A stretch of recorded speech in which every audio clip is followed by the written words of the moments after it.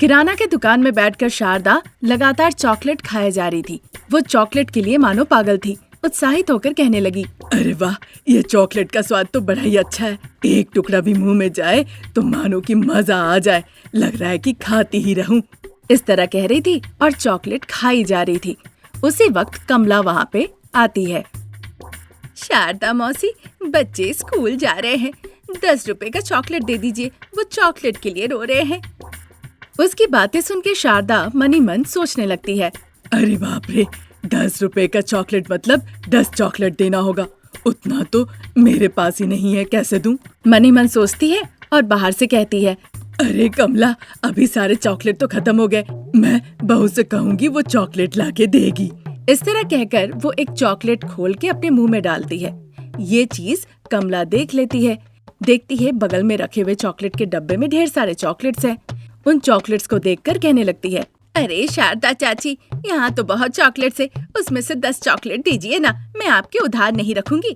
जो कह रही हूँ वो सुनो, ये चॉकलेट बच्चों के खाने का नहीं है। अच्छा, तो ये जानवरों को खाने के लिए है, इसीलिए आप खा रही है। खाइए खाइए। इतना कहकर कमला वहाँ से चली जाती है। शारदा को समझ में आ जाता है कमला क्या कहना चाह रही थी। फिर वो गुस्से से देखकर कहने लगती है, चाहे तुम कुछ भी कह लो, मेरे दुकान तो आना ही पड़ेगा। एक न एक दिन मैं इस बात का बदला लूंगी। इस तरह कहकर शारदा फिर चॉकलेट खाने लगती है। थोड़ी देर बाद वहाँ पर गोपी आता है। आप दुकान में है? तो क्या तुम सामान नहीं लोगे? मैं तो लूंगा, पर सामान देने के लिए आपके पास उतना वक्त ही नहीं होगा। जब मैं पिछली बार दाल लेने आया था तो आपने कहा कि 2 मिनट रुको, और आप चॉकलेट खाने में लग गई। अभी भी आप चॉकलेट खा रही है, तो फिर आप सामान कब देंगी ये बताइए। इसीलिए पूछा कि आप यहीं पे हैं। मैं तो यहीं रहूंगी, अगर इंतजार कर सकते हो तो रुको, नहीं तो जाओ। शारदा के इस तरह से कहने पे गोपी बिना कुछ कहे चुपचाप वहाँ से चला जाता है। फिर चॉकलेट के डब्बे में शारदा को चॉकलेट नहीं मिलता, तो वो चॉकलेट का डब्बा उठाकर देखने लगती है और बड़े ही आश्चर्य होकर कहती है, हे भगवान, एक के बाद एक मैं पूरे डब्बे का चॉकलेट खा गई क्या? अगर कल बहू इस बारे में पूछेगी तो फिर मैं क्या जवाब दूंगी? इस तरह कहते हुए वो दूसरे चॉकलेट का डब्बा देखने लगती है। अगले दिन गरीब बहू रानी अनामिका जब अपने किराने की दुकान पे बैठी होती है तो वो आश्चर्य होकर खाली चॉकलेट के डब्बे को देखती है। ठीक उसी वक्त सासू माँ शारदा दोपहर का भोजन लेकर वहाँ पे आती है। ये क्या बहू, इस तरह खाली डब्बे को क्यों देख रही हो? माँ जी, इस खाली डब्बे को देखकर आपको क्या लगेगा? और क्या लगेगा, चॉकलेट का एक डब्बा है, तुम्हें क्या लग रहा है? ये चॉकलेट का डब्बा मैं हाल ही में लेकर आई हूँ। कल तक ये डब्बा भरा हुआ था और आज बिल्कुल खाली है, तो एक दिन में ऐसे कैसे हो सकता है माँ जी? सारे बिक गए होंगे बहू। अगर बिके होते तो पैसे यहाँ पे दिखते ना, यहाँ तो एक भी पैसा नहीं दिख रहा है।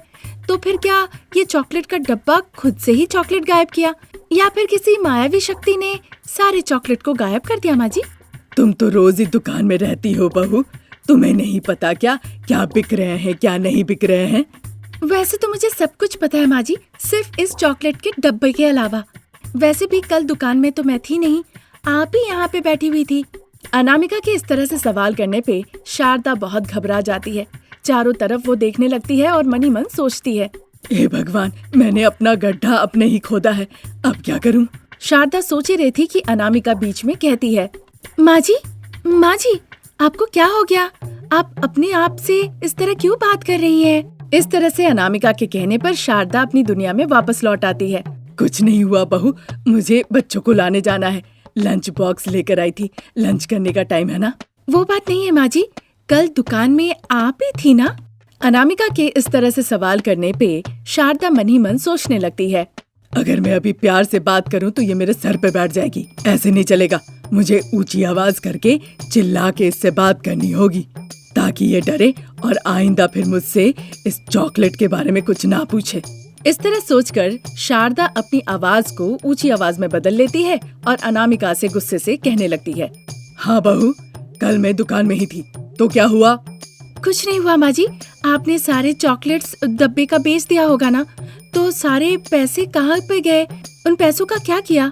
ये बात सुन के शारदा गुस्से से, मैंने सारे पैसे मायके भेज दिए हैं। मेरे मायके वाले बहुत गरीब है ना, ताकि इन पैसों से वो खुशी खुशी जी सके, उन्हें खाने के लिए पैसे हो, नहीं तो वो सब रास्ते पे बैठ के भीख मांग रहे हैं ना। इस तरह गुस्से से कहती है शारदा। शारदा को इस तरह से गुस्से में देखकर अनामिका डर जाती है। माँ जी, आप नाराज मत होइए, चॉकलेट का डब्बा गया है, जाने दीजिए। बच्चों का लंच टाइम हो गया ना, आप जाके लंच देकर आइए। इस तरह खाली हाथ कैसे जाओ बहू, जैसे ही बच्चे देखेंगे वैसे ही। शारदा के इस तरह से कहने पर अनामिका 2-3 डायरी मिल्क चॉकलेट उन्हें दे देती है। अनामिका के हाथ से वो चॉकलेट लेकर शारदा वहाँ से स्कूल की तरफ रवाना हो जाती है। उसके बाद भी अनामिका चॉकलेट का डब्बा लेकर सोचने लगती है और उधर शारदा रास्ते से जाते जाते डायरी मिल्क चॉकलेट खाने लगती है। चलो अब अपने चॉकलेट पागलपन को थोड़ा कम किया जाए। जैसे ही चॉकलेट देखती हूँ मुंह से नदी जैसा पानी निकलने लगता है, चाह कर भी दिल नहीं मानता, एक के बाद एक मैं चॉकलेट खा ही लेती हूँ।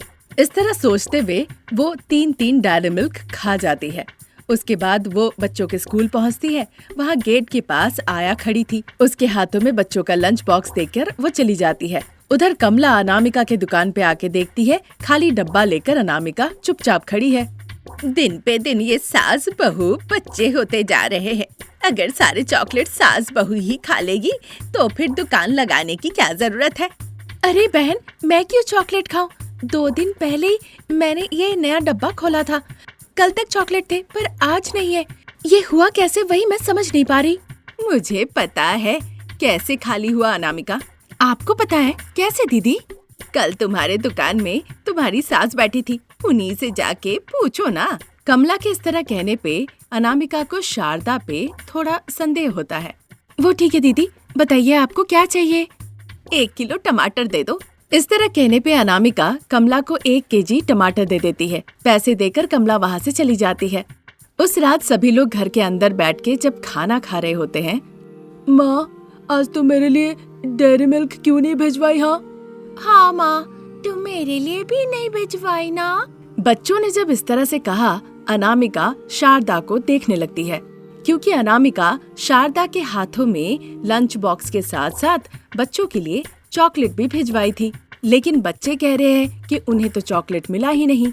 लेकिन शारदा ये सब सुनने के बाद भी सर झुका के खाना खाने में व्यस्त रहती है। शारदा की ये हरकत देखकर अनामिका को शारदा पे शक होने लगता है और वो मनी मन सोचती है, घर पे ये चॉकलेट चोर कोई और नहीं, सासू माई है। पर वो तो मानेंगी नहीं। अगर कहने जाऊं कि चोरी की है तो कहेंगी कि अगर मैंने ही चोरी की है तो मुझे सबूत लाके दो। पर इससे हमारा परिवार 2 हिस्सों में बंट जाएगा, वो मुझे नहीं चाहिए। लेकिन कैसे भी वो चोरी की है ये बात मैं साबित करके रहूंगी। इस तरह मनी मन सोचकर अनामिका खाना खाने लगती है। अगले दिन दुकान पे बैठकर अनामिका मन ही मन सोच रही होती है, कैसे भी मुझे हमारी चॉकलेट चोर सासू माँ को तो सबक सिखाना ही होगा। ये बात सोचते सोचते अनामिका को दिमाग में एक अच्छी तरकीब आती है। वो कुछ तीखी मिर्ची लेकर आती है दुकान में, उसे छोटे छोटे चॉकलेट के साइज में काटती है, फिर उसके ऊपर चॉकलेट का रैपर अच्छे से बांध के उसे दूसरे चॉकलेट के साथ एक टाइट जार डब्बे में अच्छे से रख देती है। तभी शारदा बच्चों को लेकर दुकान में आके हाजिर होती है। अनामिका शारदा पे नजर रखती है। जब अनामिका बच्चों के साथ बातचीत कर रही होती है, शारदा आहिस्ता आहिस्ता चॉकलेट के डब्बे से चॉकलेट निकाल लेती है। तुरंत अनामिका शारदा का जाके हाथ पकड़ लेती है। शारदा अब घबरा जाती है। ये क्या है माँ जी? चॉकलेट चोरी कर रही हूँ बहू। ये सब काम आप कब से कर रही हैं? अब क्या कहूँ बहू, मैं चॉकलेट के लिए पागल हूँ। चॉकलेट खाए बिना रह नहीं सकती और चॉकलेट खाने के लिए तुम्हारे पिताजी मुझे उतने पैसे तो नहीं देते। अच्छा, तो आपका ये मास्टर प्लान है। आपको रोज चॉकलेट खाना था, इसलिए उधार लेकर आपने किराना का दुकान खुलवाया। हाँ बहू, इसीलिए तो नया दुकान खुलवाया। कभी कभी तुम मुझसे बात करती हो और मैं चोरी कर लेती हूँ चॉकलेट। तुम्हें उस बारे में कभी भी भनक तक भी नहीं लगती है। वो ठीक है माँ जी, बच्चों को देर हो रही है। इस तरह कहकर शारदा बच्चों को स्कूल छोड़ने के लिए चली जाती है। लौटने के दौरान शारदा के पास कुछ चॉकलेट थे, वो सोचती है खाने का, पर उनमें तो पहले से ही अनामिका मिर्च मिला के रखी थी। शारदा को ये बात पता नहीं था। वो जैसे ही मुंह में डालती है चिल्लाने लगती है। मिर्च मिर्च। जल्दी से एक दुकान से बॉटल लेके वो पानी पीने लगती है। उस दिन के बाद से शारदा अपनी नीयत बदल लेती है। दुकान से पहले जैसे चॉकलेट चोरी किया करती थी, वो ये काम हमेशा के लिए बंद कर देती है। ये थी आज की कहानी। नई कहानी लेकर हम जल्द हाजिर होंगे। नमस्कार। रात के करीबन 7 बज रहे थे। हाईवे का रास्ता। गरीब बहू रानी अनामिका दोनों हाथ में 2 तला हुआ मछली लेकर वहाँ पर वो खड़ी थी। आइए बाबू आइए, तरह तरह के मछली फ्राई खा के जाइए। तला हुआ मछली, मसाला मछली, कबाब मछली, तरह तरह के स्वाद की मछली यहाँ पर है। जिसे जैसा चाहिए हम वैसा बना के देंगे, वो भी बिल्कुल एकदम गर्मा गर्म। तो आइए बाबू आइए। इस तरह वो आवाज लगा के कहती है। तभी वहाँ पे एक बस आके रुकती है। अनामिका उस बस को देखने के साथ साथ उस बस के पीछे पीछे भागने लगती है। जो भी बस से उतर रहे होते हैं उन सभी को वो मछलियाँ दिखाती है। उनमें से एक जन पैसे देकर मछली खरीदते हैं। अनामिका खुश होकर जो दूसरी मछली बची हुई थी उसे लेकर बस में घूमती है। मैडम, बाबू, अगर मुझ पे दया करके ये मछली खरीद लेंगे तो मैं घर चली जाऊंगी। मेरे 2 बच्चे हैं, उनका ख्याल भी रखना है। उसकी बातें सुन के एक बुजुर्ग महिला जो बस से उतर रही होती है उसे उस पर दया आने लगती है। अरे बेटी, इधर आना, इस तरह कहती है। अनामिका उसकी आवाज सुनकर खुश होकर भागते हुए उस बुजुर्ग महिला के पास जाती है। बस यही बचा है, मैं खरीद लूंगी तो तुम घर चली जाओगी। हाँ माँ जी, बस यही बचा हुआ है। कितने की है ये मछली? सिर्फ 100 रुपए मालकिन। इस तरह अनामिका के कहने पर वो बुजुर्ग महिला अनामिका को 100 रुपए निकाल के देती है। अनामिका उस बुजुर्ग महिला को मछली देती है और थोड़ी ही दूर पे एक बक्सा रखा हुआ था, वहाँ पे वो लौट आती है। वहाँ बक्से के पास सासू माँ शारदा बैठी हुई थी। लकड़ी का चूल्हा रखा हुआ था, उस पे वो मछलियाँ तल रही थी। अनामिका उनके पास जाती है। अरे बहू, 2 मछली लेकर गई थी, वो बिक गए क्या? हाँ माँ जी, 2 मछलियाँ बिक गए। ये बताइए माँ जी, और कितनी मछलियाँ तलने के लिए? और 3 मछलियाँ है बहू। ये 3 मछलियाँ बेचकर मैं आती हूँ घर माँ। आप घर जाइए, बच्चों को भूख लगी होगी। बच्चों को अगर भूख लगेगी तो घर पे बाप बेटा है, उन्हें वो खाना खिला देंगे। पर मैं तुम्हें यहाँ अकेले छोड़ के बिल्कुल नहीं जाने वाली। मुझे डर नहीं लगता माँ जी, मुझ में बहुत हिम्मत है। मैं घर आ जाऊंगी, आप जाइए। मछलियाँ बिकने के बाद काफी पैसे हैं, हम साथ में ही घर जाएंगे। लेकिन माँ जी, हमारे परिवार के लिए ये पैसे काफी नहीं है। आप घर जाइए, मैं इन 3 मछलियों को बेचकर लौट कर आती हूँ। मछलियाँ बिकने के बाद हम साथ में ही घर जाएंगे। इतना कहकर शारदा अनामिका को बेचने के लिए तली हुई मछलियाँ देती है। अनामिका उन्हें हाथ में लेकर वहीं पे बक्से के पास खड़ी रहती है। तुमने कहा कि मछलियाँ बेचोगी बहू, पर यहीं पे खड़ी हो, क्या हो गया? समय तो निकलते जा रहा है। अरे माँ जी, जहाँ मछलियाँ बेच कर आई वो बस अभी भी खड़ी है। वहाँ बस में मैंने कहा था ये मछलियाँ बिक जाएंगी तो मैं जल्दी घर चली जाऊंगी। एक बुजुर्ग महिला ने दया करके वो मछली खरीद ली। अभी वहाँ पे जाऊंगी तो वो मुझे मिल जाएंगी, जो कि अच्छा नहीं लगेगा। बस जाने के बाद फिर से मैं जाऊंगी। अनामिका की ये बात सुनकर, अच्छा, तो बहू रानी ने ऐसी बातें कही है? जीने के लिए क्या कुछ नहीं कहना होता है माँ जी। इस तरह कह ही रही थी कि तब तक बस वहाँ से चली जाती है। ये देखकर अनामिका बहुत खुश होती है। फिर तले हुए 3 मछलियाँ लेकर वो हाईवे पे जाके खड़ी हो जाती है। तब तक वहाँ पे एक कार आके रुकती है। अनामिका उस कार को बड़े ही आश्चर्य होकर देखने लगती है। तभी उस कार के अंदर से एक लड़की नीचे उतर आती है। आंटी, एक मछलियाँ कितनी की है? एक मछलियाँ 100 रुपए की है, 3 मछलियाँ 300 रुपए की। इतना कहकर वो लड़की 300 रुपए देती है और 3 मछलियाँ अनामिका से लेके चली जाती है। अनामिका पैसे लेके खुशी खुशी शारदा के पास लौट आती है। वो कार भी वहाँ से चली जाती है। फिर सास बहू अपना सारा सामान लेके घर की तरफ जाने लगती हैं। उधर घर पे हरीश और भव्या तब तक सो चुके थे। बच्चों के पिताजी रमेश उन्हें एक कंबल से ढक दिया था और उन्हीं के बगल में बैठे थे। प्रसाद भी बगल में ही बैठे हुए थे। बेटा रमेश, क्या वक्त हो रहा है? 9 बज चुके हैं पिताजी। सास बहू अभी तक घर नहीं लौटी, जरा साइकिल लेकर देख के आओ बेटा। ठीक है पिताजी, अब बच्चों को देखिए, मैं माँ और अनामिका को लेकर आता हूँ। वो निकलने ही वाला होता है, तब तक सास बहू दोनों घर लौट आती है। दोनों बच्चे सो चुके थे। ये देखकर अनामिका, अजी, बच्चों ने खाना खाया है ना? खाया है अनामिका, वो तुम लोगों का इंतजार कर रहे थे। जब देखा 9 बजे तक नहीं आए तो वो दोनों सो गए। कोई बात नहीं, आप और पिताजी खाए हैं? मैंने बच्चों के साथ ही खा लिया, पर बेटा नहीं खाया। तुम लोग खाना खा लो, मैं बच्चों को देखता हूँ। इस तरह कहने पे शारदा, रमेश और अनामिका घर पे जहाँ चूल्हा था वहाँ जाके बैठते हैं। सभी लोग खाना परोसते हैं और फिर अच्छे से खाते हैं। घर के बाहर एक नल था, वहाँ अनामिका बैठकर मनी मन कुछ सोच रही होती है। बाल्टी में रखी मछलियाँ हिल रही थी, साथ ही बाल्टी भर के पानी बर्बाद भी हो रहा था। तभी शारदा वहाँ जाकर देखती है बाल्टी का पानी बर्बाद हो रहा है। बहू, अरे ओ अनामिका, इस तरह बुलाती है। उसके बावजूद अनामिका हिलती डुलती नहीं, वहीं पे बैठी रहती है। ये देखकर शारदा, क्या हो गया इसे? बुला रही हूँ फिर भी सुन नहीं रही। ये कहकर शारदा अनामिका के पास जाती है और अपना हाथ उसके सर पे रखती है। हाथ रखते ही अनामिका घबरा जाती है और शारदा को देखती है। कब से बुला रही हूँ, नहीं सुन रही हो? ऐसा क्या सोच रही हो बहू? मैं रोजगार को लेकर सोच रही हूँ माँ जी। बच्चे अब बड़े हो रहे हैं, दिन ब दिन उनके स्कूल के फीस भी बढ़ रहे हैं। हमारी जैसी बच्चों की जिंदगी नहीं होनी चाहिए माँ जी। हाँ बहू, हम कुछ भी करके जैसे तैसे बस अपना गुजारा कर रहे हैं, पर इस तरह से हमें बच्चों को कष्ट नहीं देना चाहिए।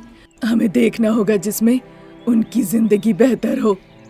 इसीलिए माँ जी, हम थोड़े और पैसे किस तरह से रोजगार कर सकते हैं, यहाँ पे बैठकर मैं वही सोच रही थी। तो क्या तुम मछली बेचना बंद कर दोगी बहू? नहीं माँ जी, मछली बेचने के साथ साथ हमें कुछ और भी काम करना होगा। अभी ये काम तो हम बंद नहीं कर सकते हैं ना। तले हुए मछली के व्यापार के अलावा और हम क्या व्यापार कर सकते हैं? असल में माँ जी, जब मैं सोच रही थी तब मुझे एक तरकीब आई। हम इसके साथ साथ फिश बिरयानी का व्यापार भी कर सकते हैं ना। अरे वाह बहू रानी, ये तो अच्छी तरकीब है। वैसे भी हम मछलियाँ तल के बेच ही रहे हैं, उसी के साथ साथ हम फिश बिरयानी भी बेच सकते हैं।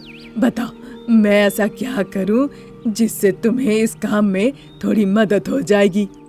हाँ माँ जी, वैसे भी फिश बिरयानी सेंटर हाईवे पे नहीं है। शुरू करने पे अच्छा चलेगा।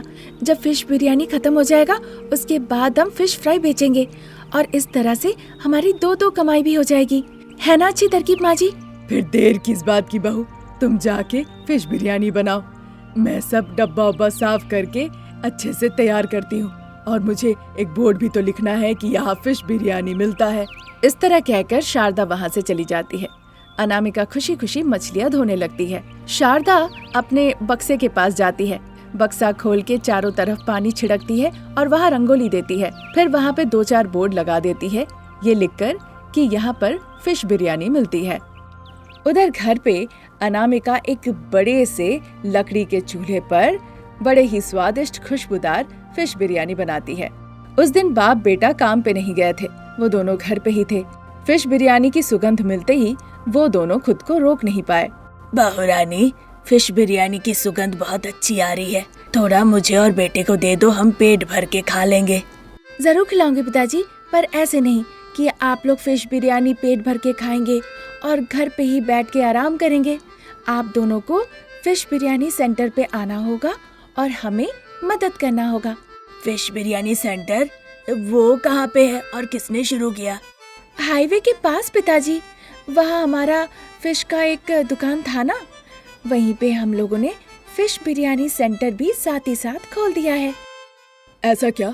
इतनी गर्मी में तुम्हारे पास कौन आएगा फिश बिरयानी खाने? देख लेना, कोई नहीं आने वाला है वहाँ। ठीक है, अगर कोई नहीं आया तो ये सारा फिश बिरयानी आप अकेले ही खा लीजिएगा। अरे अकेले वो क्यों, मैं भी खा सकता हूँ। ठीक है पिताजी, आप भी खा लीजिएगा।